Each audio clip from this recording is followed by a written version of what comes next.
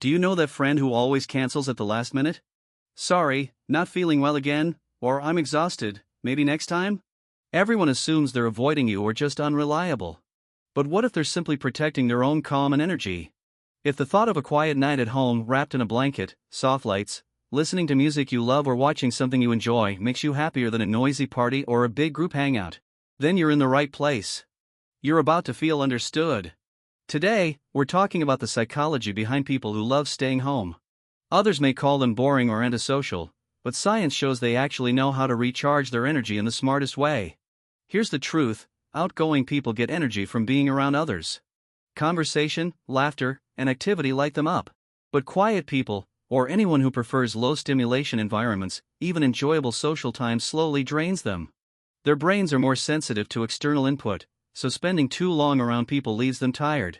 Home becomes the ultimate recharge station, the only place where their energy reliably comes back. This isn't laziness or fear of socializing, it's just how their brain works. Everyone has a comfortable level of stimulation.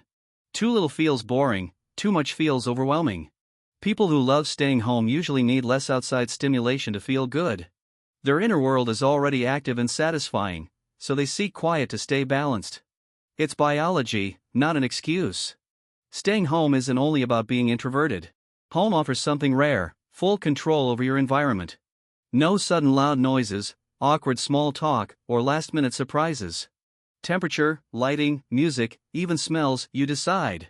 For people who get overwhelmed easily, this control isn't optional, it's essential. The outside world can feel like a flood of noise and chaos, but home is the safe space where you regain your rhythm. Studies show that people who embrace solitude are often more creative, more introspective, and better at solving problems. Quiet allows the mind to wander freely, to daydream, connect seemingly unrelated ideas, and enter a deep focus state where attention sharpens and time seems to disappear. Big ideas rarely appear in crowded, noisy spaces. They often come when you're writing, reading, or sipping a hot drink by the window. Solitude isn't empty, it's fertile ground for inspiration. Psychologists call this a low-stimulation preference. Your inner world is rich and engaging enough that you don't need constant external excitement to feel alive.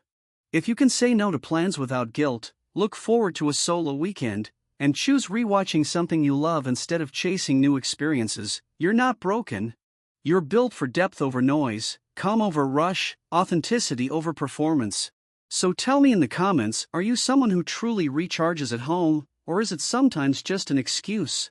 Subscribe if you want to stick around, and I'll see you in the next one.